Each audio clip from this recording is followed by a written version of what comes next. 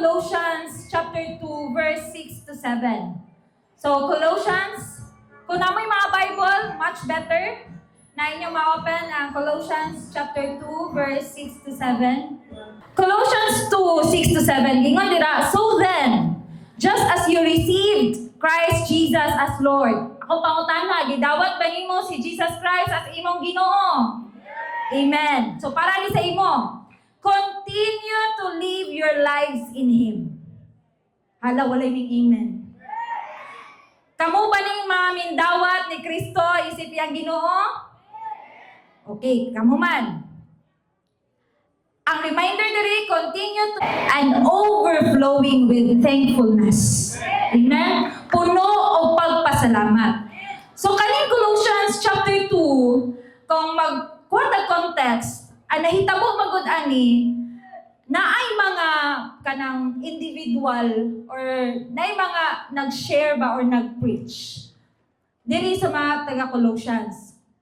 Unya, ang gi-share sa ilaha, kanang dili enough ang gibuhat ni Jesus Christ sa cross. Dapat napakay buhatong extra rules, naapay mga ritual, naapay mga special spiritual practices. Ayha nimo ma-enjoy ang kalawasan, ayha nimo madawatan ang kalawasan, ayha nimo ma-enjoy ang kinabuhi kang Kristo. Which is kita ang tanan kabalutan na enough na ang gibuhat ni Jesus Christ sa cross. Amen? Mutuo ba mo na ang gibuhat ni Jesus Christ enough na para maluwas ka? Amen? Mubuhat kag maayo og dili. The moment you believe in, receive Jesus Christ as your Lord and Savior, you are saved. But, mutalan ako but, ang tinuod na mintuo o mindawat kang Kristo magkinabuhi yun nagmatarong. So, dili yun option ang magbuhat o batik. Kay kung mindawat ka kang Kristo, natural sa imuha pilion nimo. Bisan paglisod kayo usahay mo pili sa maayo, pero buhaton nimo pilion nimo ang maayo. Kay imo nang gidawat si Kristo. Amen? Manang giingon sa Colossians 2.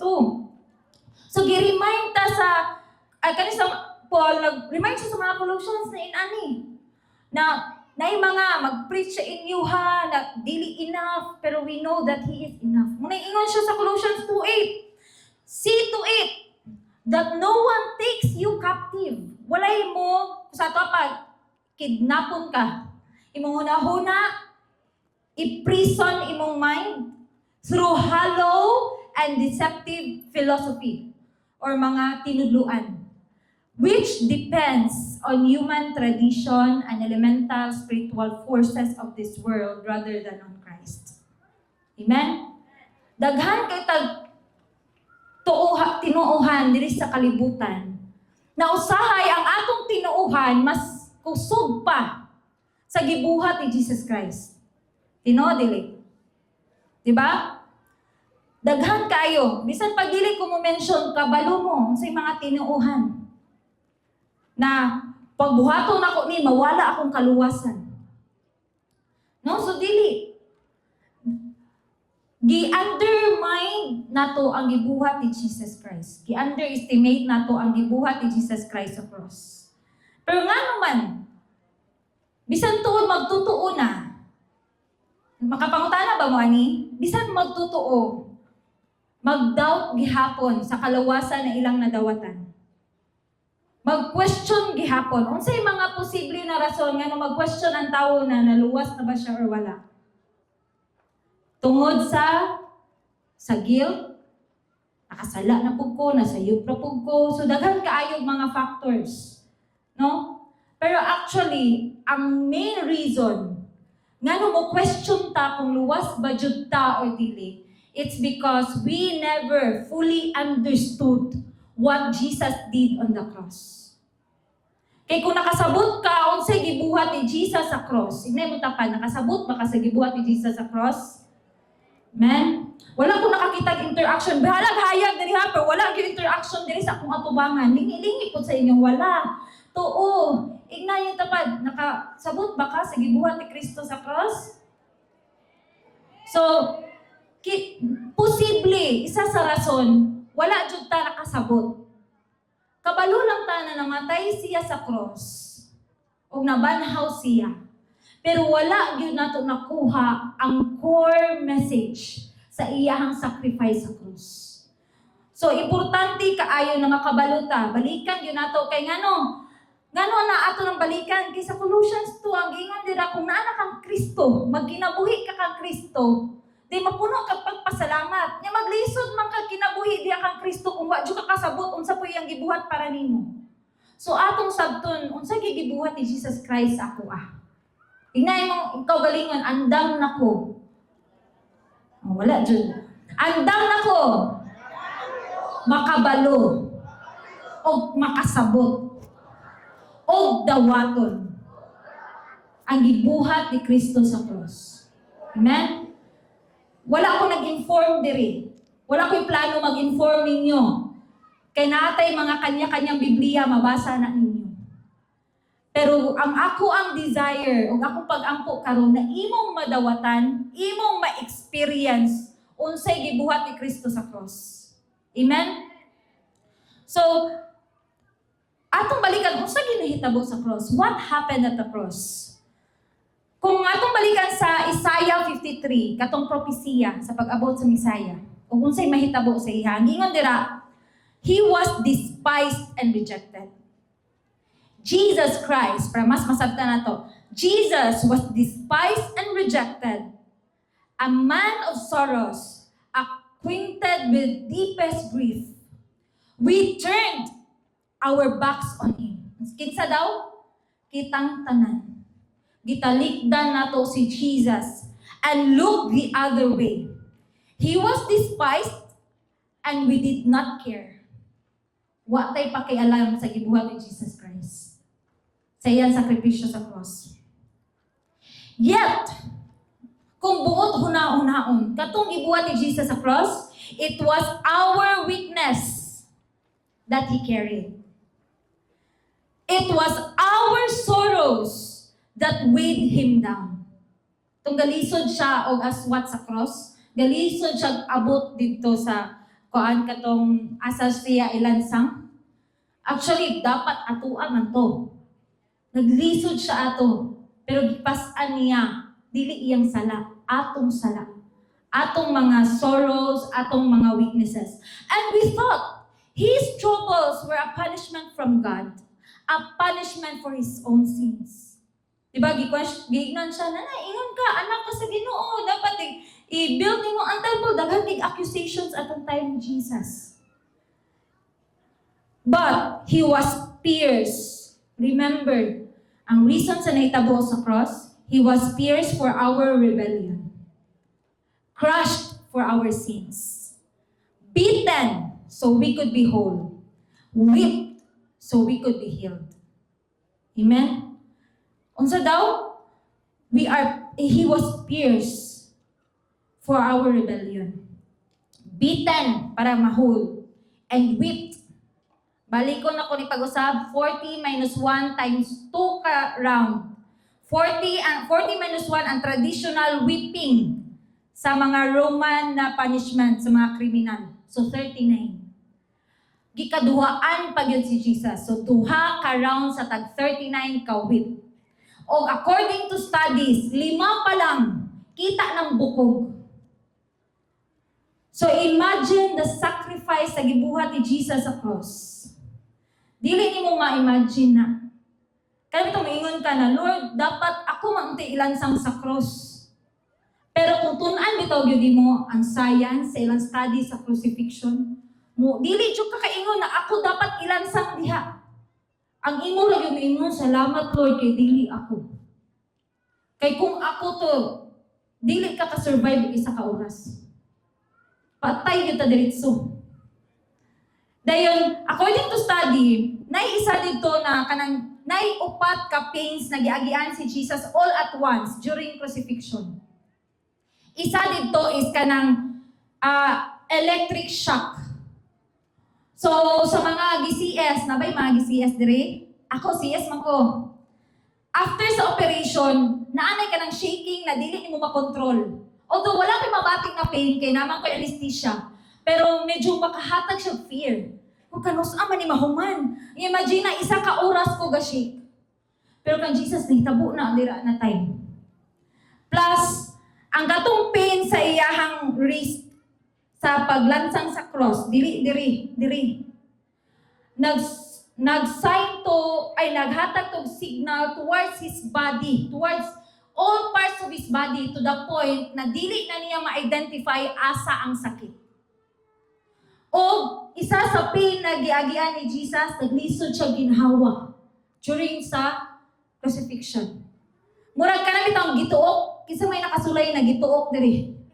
Unta wala. Naagi di ay. No? Kanang gituok na mangita ka pa maagi makaginhawa. Inana ang gibati ni Jesus. Pero every time po musaka siya sa iyang lawas para makaginhawa kay the only way para makaginhawa daw ka basta tukon ka is going up para magkuhag air. Pero every time mo saka siya sa iyang body, affected po iyang diri o siyang tiil, musend po og mga pains every parts of his body. So grabe ang sacrifice ni Jesus sa cross na dili jud kakaingon na ako dapat diha, Lord. Imposible gyud. Makaingon jud ka salamat, Lord, kay dili ako diha. Na imo gyud ang gikuha na pain sa ako. Imo nang gikuha na shame sa ako. Amen? And all of us, like sheep, have strayed away. We have left God's path to follow our own. Nga kita tanan. We choose ourselves over everything before God. Tama?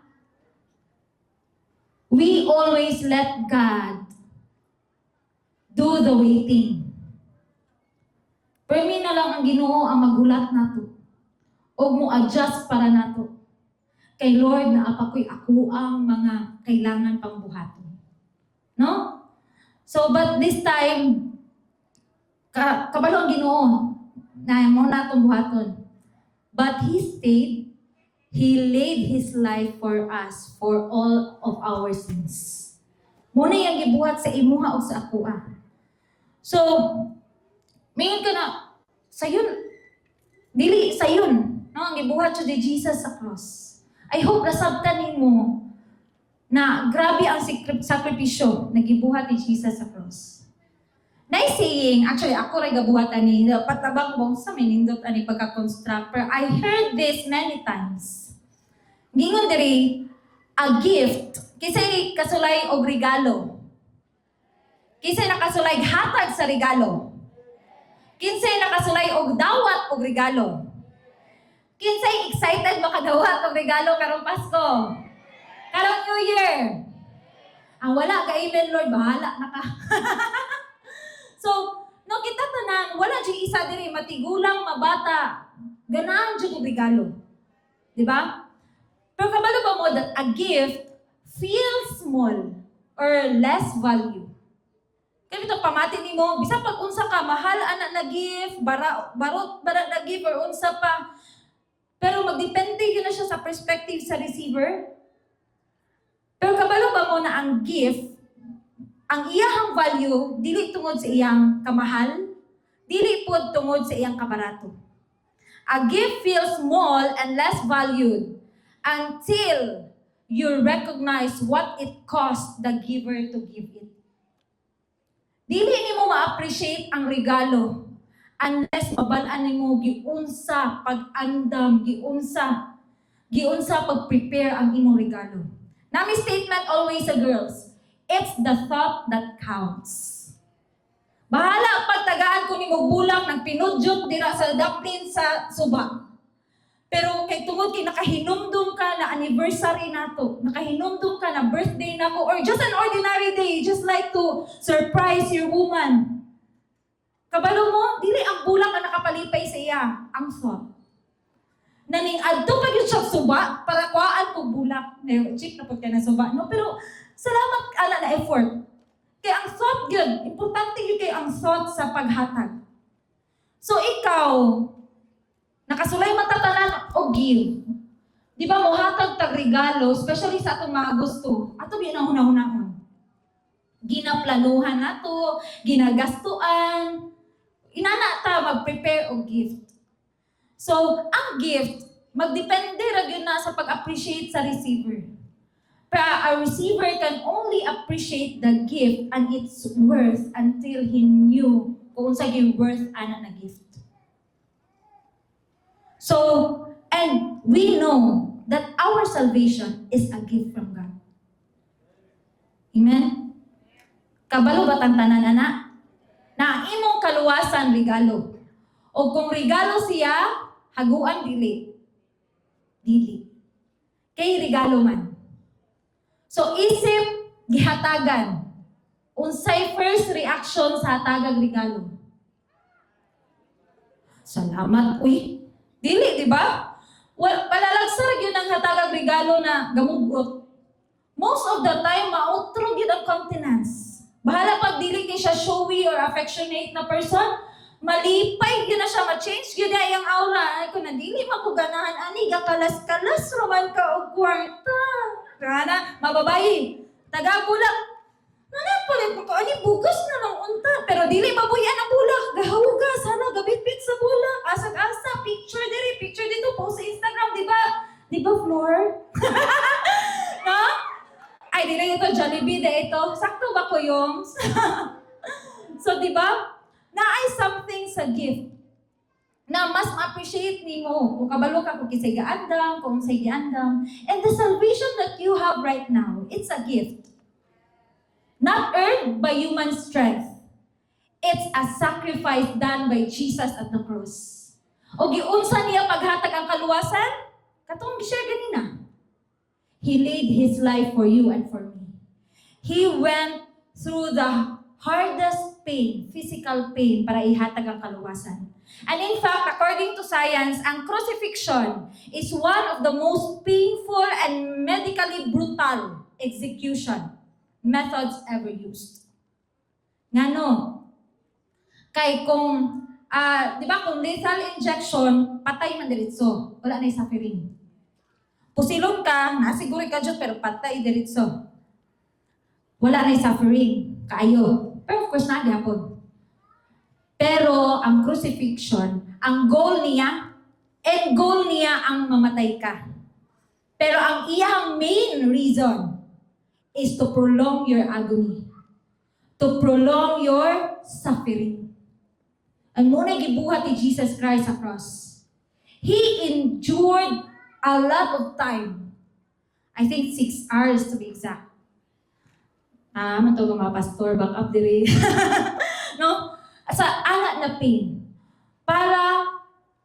Para mahatag ang kaluwasan na para sa imuha sa kuha. Amen? So ako ang hangyo sa matag usa. I-enjoy na nakaluwasan na nasa imo. Now that you have that salvation, tanan ba nakadawat ni Kristo isip ilang manluluwas? Amen? Glory to God. Pero tanan ba? No, tanan ba mingdawat siya isip iyang Ginoo? Amen? So yung giyon sa Romans 10,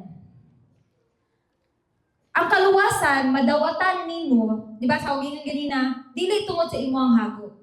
Sa Ephesians, ito klaro dito, it is a gift from God, not by your own works, para dili nimo ipanhinambog. And in Romans 10, gingon nila, if you confess with your mouth that Jesus is Lord. Karon mangutana ko, have you confessed? Kung mayon ka confess, gibukan mo imong bakba na ipulong ning gawas sa imong bakba. Did you or have you confessed with your mouth that Jesus is your Lord? Amen? Ako gi-challenge na tanan, na sa imong kaugalingon with conviction. Close your eyes with conviction. Just say, Lord, Jesus, you are my Lord. Jesus, you are my Lord. Say it again 3 times. Jesus, you are my Lord.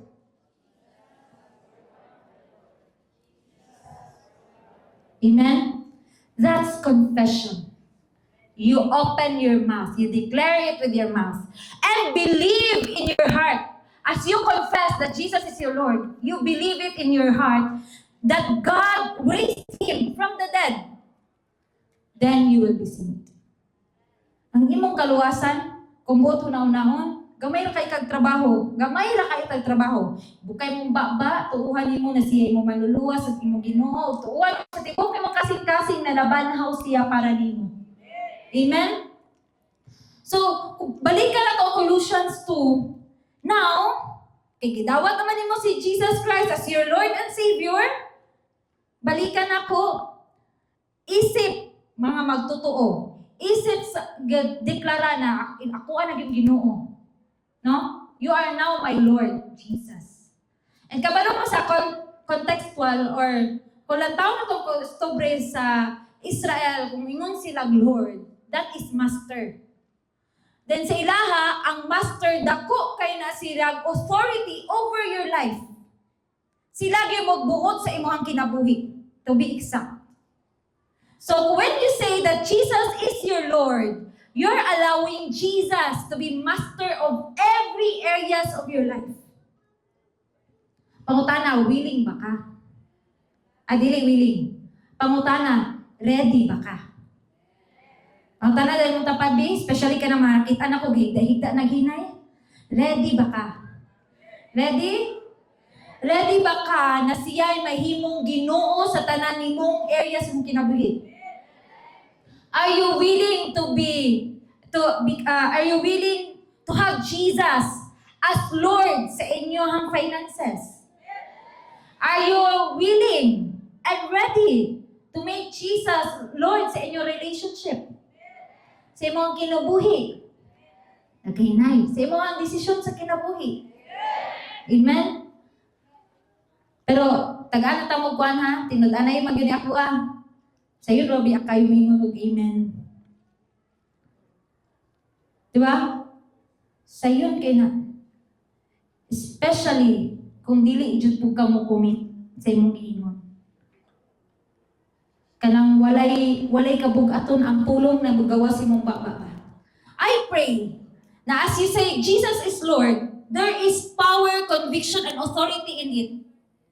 Now when you say, Lord, you are my Lord, tinuod na Lord, you are my Lord. Jesus, you are my Lord. Amen?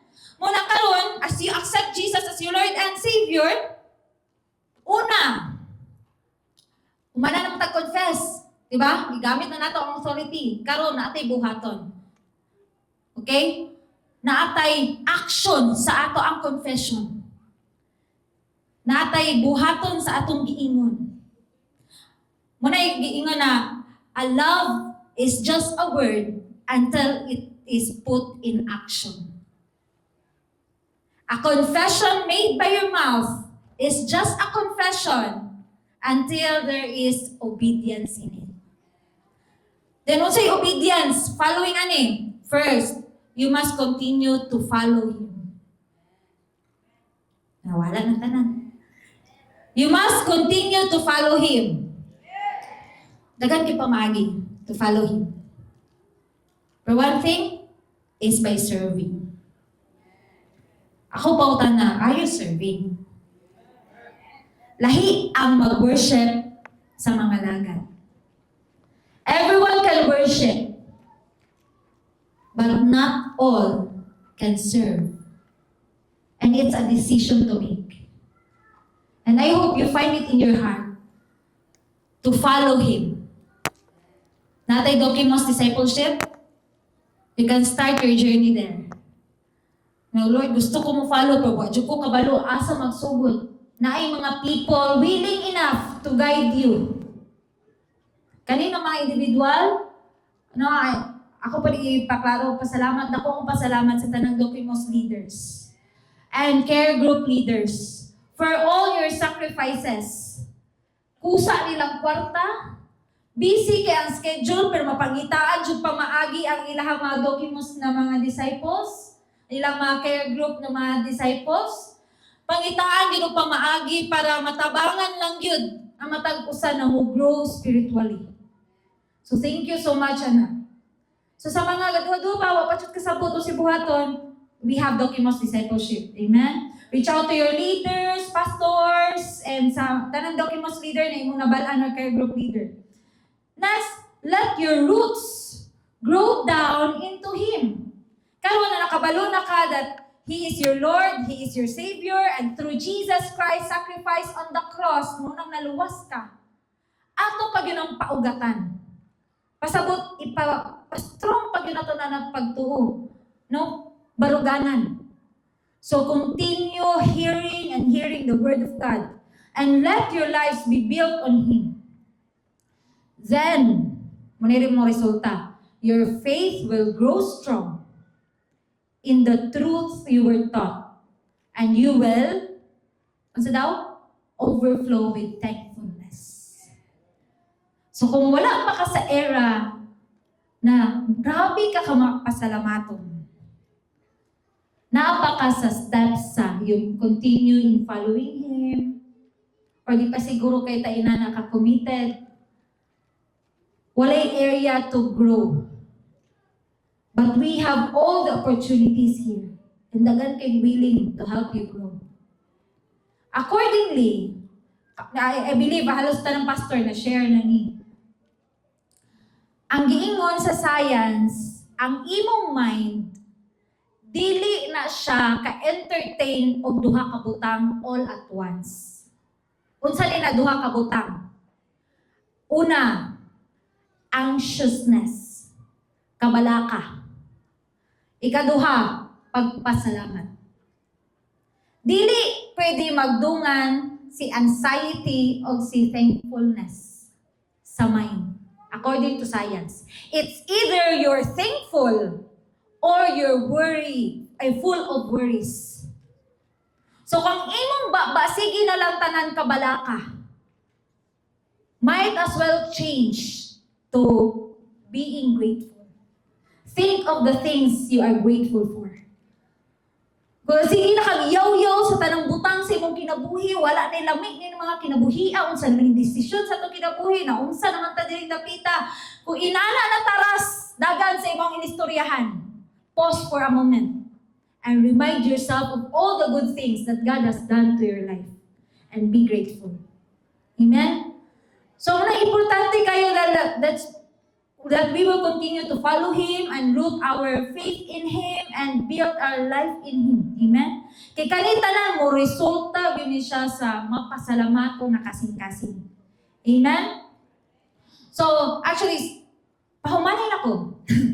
I will end my message through a story of a church na nabasa na natong tanan pero wala kay nato na-acknowledge. Do you know the Church of Macedonia? Naipipila. Pero permi na to ni ginabasa ang verse ani, na context ani, nasa 2 Corinthians about sow a seed. Kanang when you sow a seed. In 2 Corinthians 8, gisgutan nila ang Macedonian church. Ako basahon, now I want you to know. Church di siya ha? Ibutang nato parihas ni. Sama nato ni mayong church. Pero ato'y pa dyan i-personalize, ikaw as a church. Now, I want you to know, dear brothers and sisters, what God in His kindness has done through the churches in Macedonia. They are being tested by many troubles.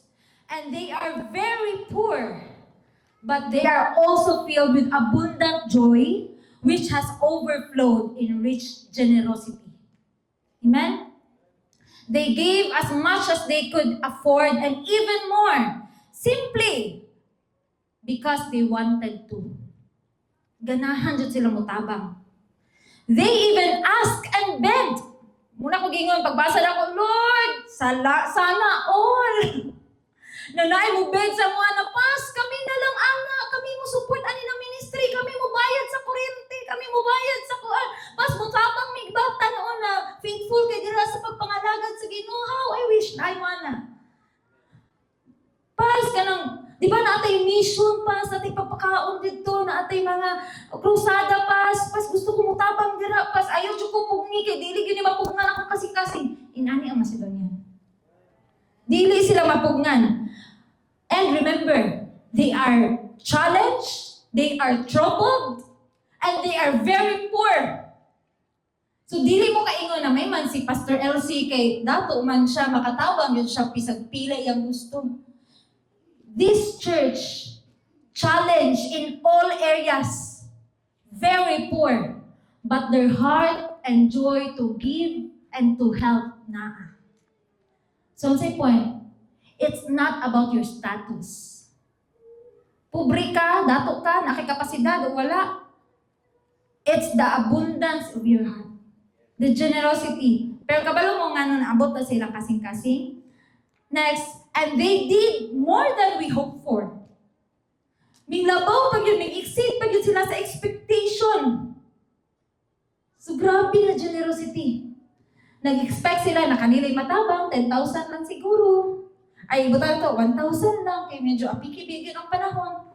Pero ang gihatag, 5,000, 10,000. So, na-amaze ka sila, grabe. And then, to us. Just as God wanted them to do. Nakita ninyo, ang impact when you give yourself to the Lord first and to the people, to His ministry, to the church. It will result to abundant and rich generosity. Ang response sa Macedonia, ang result na nakita sa kinabuhi sa Macedonian church is the result of their decision to first follow Christ and then honor the people who work for the kingdom. Amen? So grabe ang result. O balik-balikon ako ni. They were poor. Usahay malimitahan manggod ta sa atong pagtabang kay atong lantaw na dili po ta capable. Dili capable, dili mo na mo term. Ako'y tabangon. Kailan na ay mindset na ako tabangonon pod ko. Munang dili ko mutabang. Muna'y always mindset sa majority sa tuwatanan. Tinoy ba? Kisay mo admit diri, ako na pass. Ako na pass. Muna bitaw mag-limit ko sa kong pagtabang, pag-serve. Kaya nga mag-serve man ko diha, asta man po ko tabangan nun. Asta man po ko sabtunon akong sitwasyon pas, di alalim ni akong gibuhat, ako'y 5 ka anak, ako ratanan. Possible. But that's your reason. But these people, they did not see their situation. They see their God. And they honor the people. And their heart, grabe ang abundance sa pagtabang. No? Wala man ako ni, kasi yung nauna, nagpamukha ka pas, wala. Kay buto nauna, dili na ba dyan ako ni pulong. And I have other plans before this word. But, kani ang gihatag sa Ginoo. So this is the word exactly for you and for me. Dili kay say nato madawatan, kay tinuod man gud. Guilty ba tantanan? Ako pud, kita tanan. Pero when I read this, wala ko na nasakitan or na-review. Na-review ko, wala ko na kanabitang sa mga Lord, ang naasa ko na how I wish in anak ka-giver. I pray, Lord, paabot ko anak na time. Na in-ani, na bahala sa struggle, kaysa yun man kayo mutabang pag naaka. Pero pag walang-wala ka ba? Niya kani, ang ipaklaro diri, walang-wala, biya dyan yung mga tawhana. They were very poor, they were challenged in all areas of their life. Yeah. They're begging. Ano to? Begging. Hangyo, yun ang mutabang. Kita ba, yarita, pas mutabang ko, ayaw na, kompleto na, okay. So, ana ran. Dili ni pamugos kay gibalibaran naman. Pero kani sila bisag gibalibaran, padayon. Ayaw pug ni ang akong pagtabang. Ayaw pug ni ako paghatag. Amen? And their giving was possible because they first gave themselves to the Lord. Amen? So, ako ang hanyo sa tanan, before you do something for the Lord, give yourself first to the Lord. Give your life to Him. When you confess ganina that He is your Lord, make it a lifestyle. Make it a decision by your heart, not a decision by your mouth. Because your mouth can lie, your heart cannot. And your output cannot be hidden. mo manifest ra ba gyud ang desisyon sa imong kasing-kasing. Kung you decide with all your heart that you follow Him and you put Him first, everything will follow.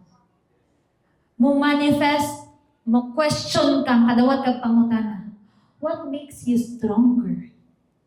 Unsay imong gibuhat nga no nakapadayon kaning kinabuhia? Lahi lagi, di ba na kay problema? Di ba na kay sitwasyon? Naigna na ba mo ana? Pero wala lagi problema, marka sa problema sa imong nawong. Isa noon, naka-skincare lang to. No, pero unta dili lang skincare ang hinungdan.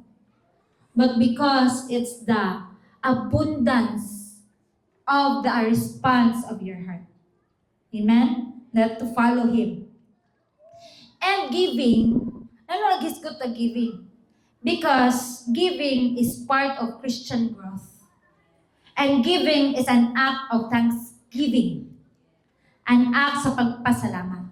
Amen? Gingon nila, since you excel in so many ways, kay gi-challenge niya ba?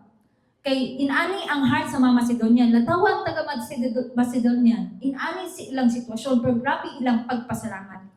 Since you excel in so many ways, kamo, Titus, kamo, in your faith, your gifted speakers, your knowledge, your enthusiasm, your love from us, grabe ka ka-excellent sa talang butang. Amen? Daghan na kayo ng succeed sa imong mga plano sa kinabuhi. Pero na isa nagihangyo. I pray that you also excel in gracious act of giving. Dili lang giving. Gracious act. Pasabot. A heart, a giving with a heart. A grateful heart. Amen? Now, here is my advice. Kinsa diri ang naay balik ta ha before nato i-end ang year. Kinsa diri last 2024 ang nagsaad sa Ginoo na Lord, pag i-promote ko nimo, mutabang ko sa imong gingarian. Lord, pag makalingkawas ko diri dapita, ibalik na ko sa imo. Pero wala jud nakabalik. Labay na lang ang promotion. Na-demote na lang po. Wala gihapon. I pray na this is an advice para sa Batagasa. It would be good for you to finish what you started a year ago. Kung sa'yo mong gisaad sa Ginoo, nakay gisaad sa Ginoo, nakay gi-commit sa Ginoo, ayaw buhata tungod nag-ingon ko karon. Buhata kay gi-remind ka sa Ginoo. And this is a reminder. Nagtagalog ka chance na buhato ng imong gisaad. Last year, you were the first who wanted to give. Wa ka balokat unos ani na panahon, last year, last month, na nagi-desire sa imong mutabang palhantod kalong wala pa. And you were the first to begin doing it. Na kay nasugdan. Now is the time to finish it. It's okay na naay desire. Wala problema sa desire. Lord, gusto ko mutabang, gusto ko puan, which is good, at least I desire. But this year, let's make it happen. Amen? Let's decide na pinaagi sa imuha, makumpleto ang plano sa Ginoo. Amen? Let the eagerness you showed in the beginning be matched now by your giving. Sa daw?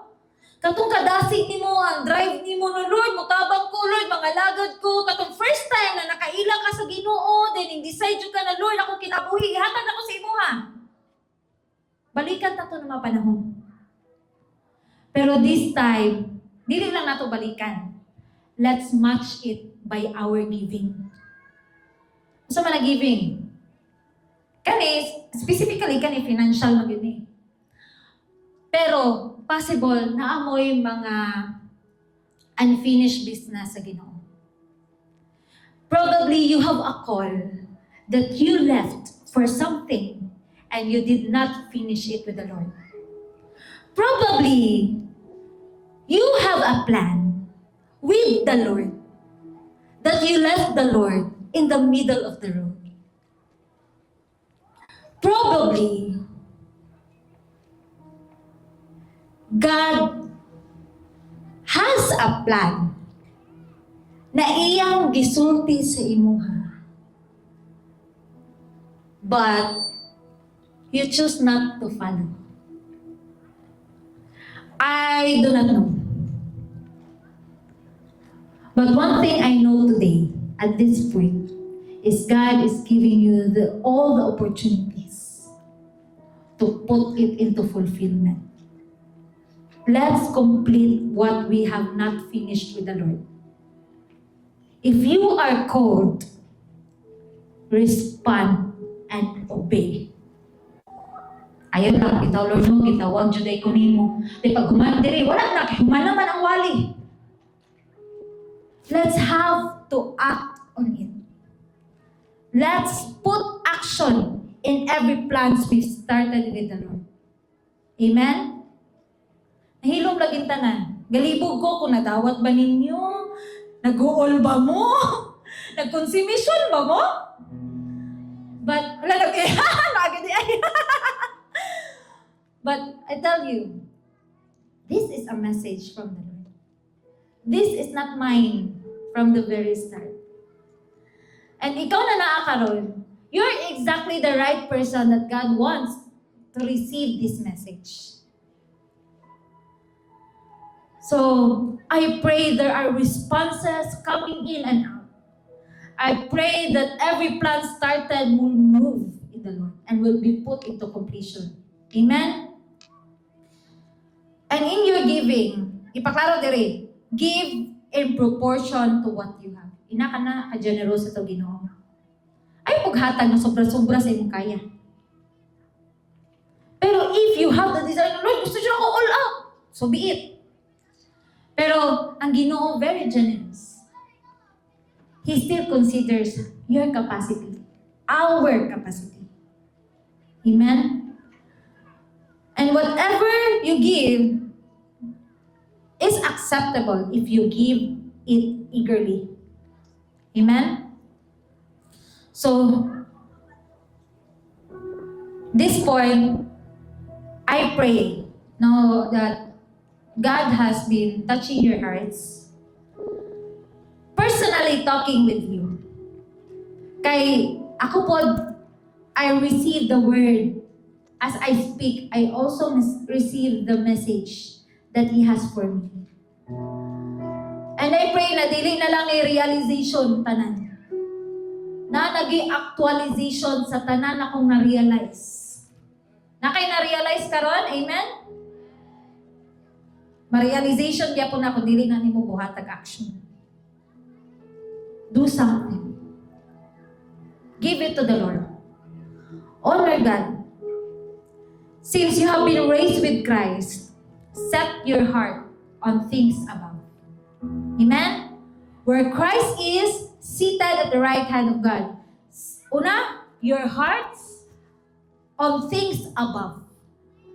Your mind on things above, not on earthly things. For you died, and your life is now hidden with Christ in God. When Christ, who is your life, appears, then you will also appear with glory. Amen? Karon na naana ka sa ni Kristo, ang himaya na naasa na akal Christ, manaapod mo. They will see your glory. They will see you shine because Christ is in you. Amen? And I believe kita tanan naigi hatag si Lord sa matag usa. And this is also a challenge sa matag usa. At the end of this month, in preparations atong Vision Sunday that will be on January 11, naatay Thanksgiving offering. So kung naamoy commitment ni Lord, unfinished commitment, especially, specific me, sa financial na bahin, at the end of this Sunday, prepare that commitment funds you have for the Lord. That is a thanksgiving for throughout the year 2025, or possible na pala 2024, o pila pa katuig aming labay.